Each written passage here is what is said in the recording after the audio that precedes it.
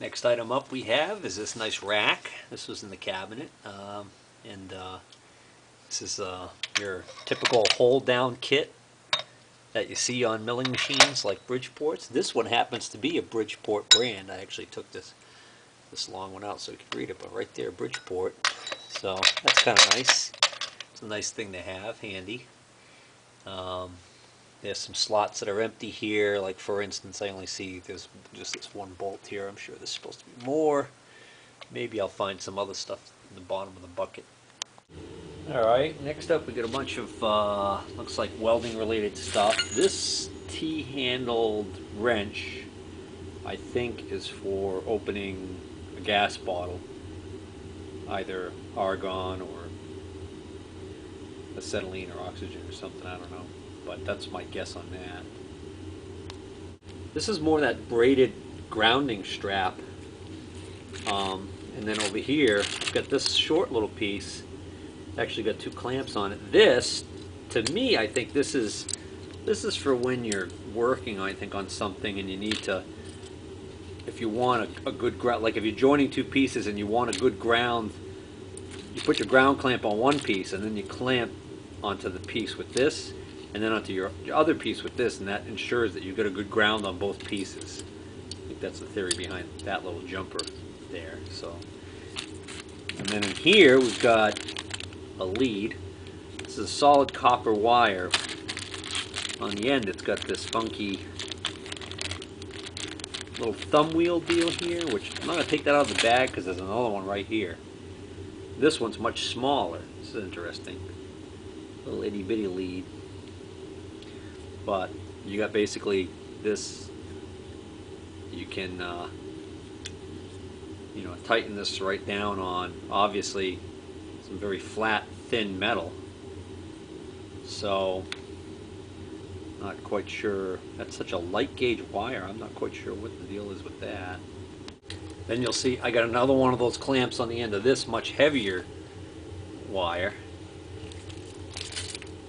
And then you got a bunch of other heavy wires in here too. Alright, so this one's fairly thick, obviously to hook onto a welder on that end, and then you got one of these squeeze down clamps on the other end. And this clearly has a little thing on it that says G&D for ground. So we got a grounding wire. Then got a nice longer one here. This one is marked.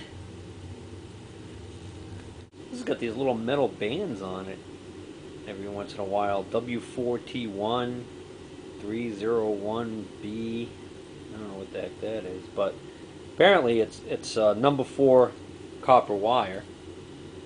Little eye on that end, and then just a little socket on that end. Not sure what the hell that's for. Then we got some really nice copper stranded wire here. This looks like kind of lead you would use on an arc welder. Let's see what this is. Oddly enough, I can't find any numbers on the outside of this cable to indicate the size. It's awfully thick. See next to my thumb.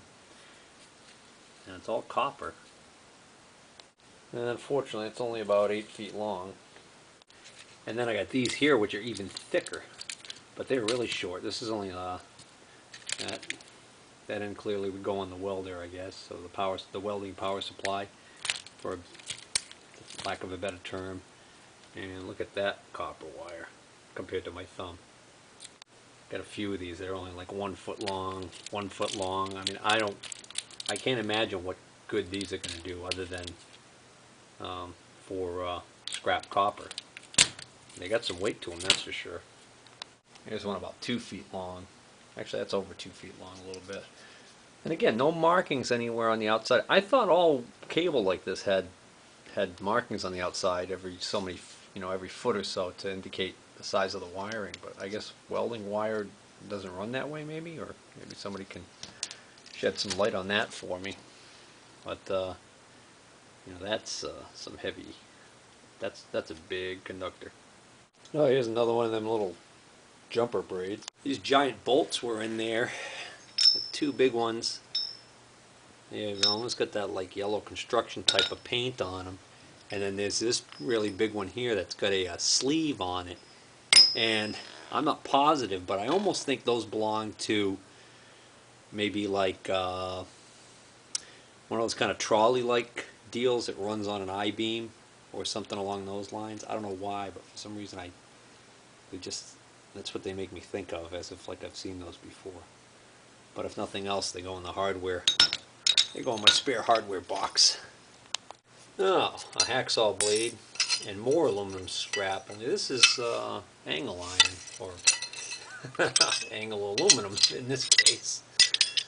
And no, that's actually solid bar, small bar aluminum. So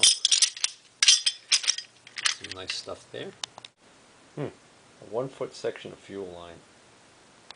Actually, I'd have to look this up to see if this is even fuel line.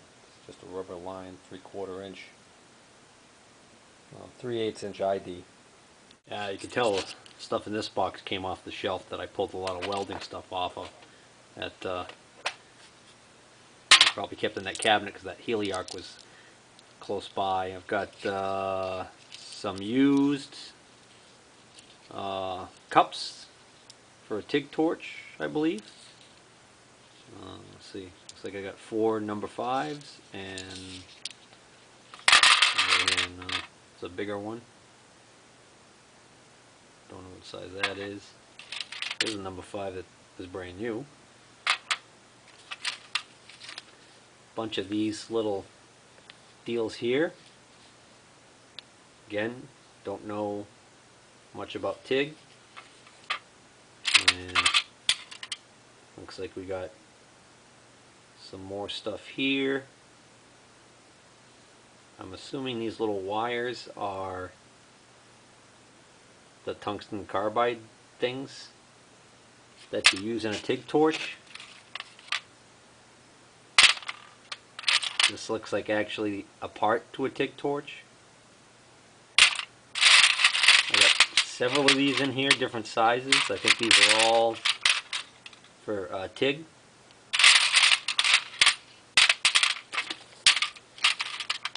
And I've also got these brand new cups in McMaster-Carr bags. And this, call it 1/8 inch for an ESAB Heliarc, which is what they sold, so that makes sense.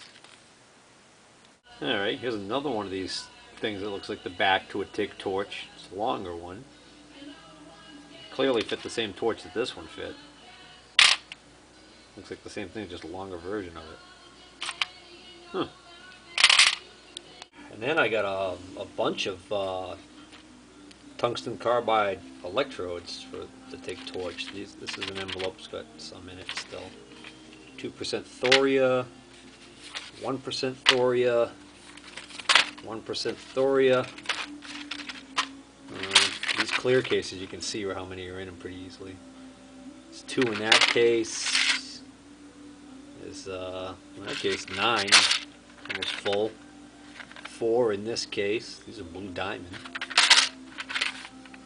3 in that case. These are all different sizes, and then some of them have red tips, some have green tips. I'm sure that color coding is significant to somebody who knows about TIG welding. That case is almost full. This case is almost full. And this case is almost full.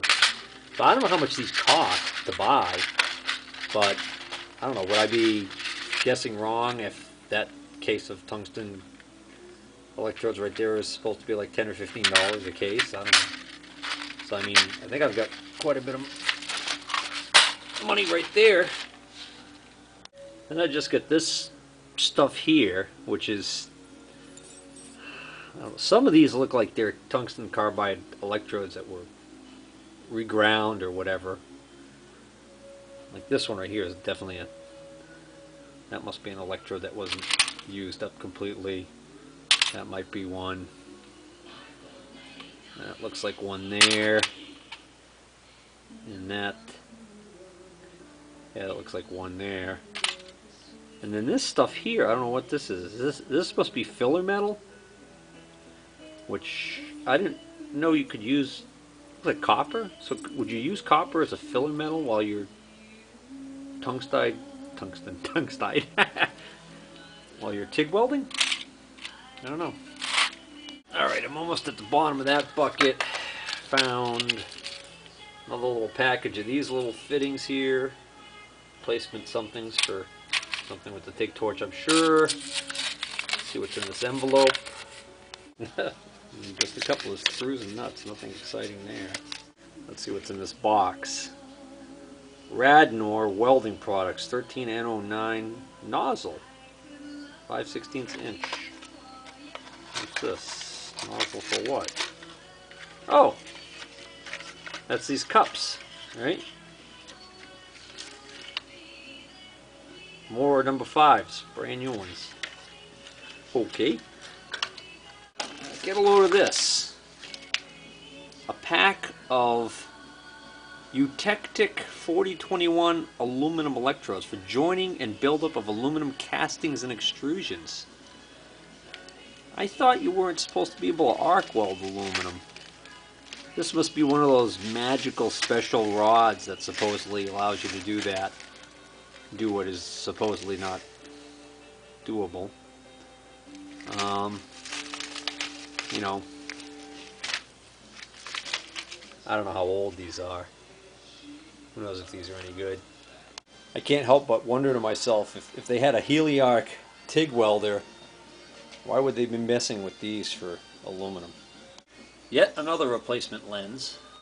More of this mystery material. It's almost like a ceramic or cementatious type of material. I got a feeling that might be flame retardant. Maybe that's why he kept some of it around. And I was wondering what the purpose of having this stuff would be as far as machining goes, but now I'm looking like at this piece right here, and you'll see that burn mark right there. I'm thinking that he's using that as a backer when he's tacking welding something or something like that. I don't know. Ah, another brand new little wire brush.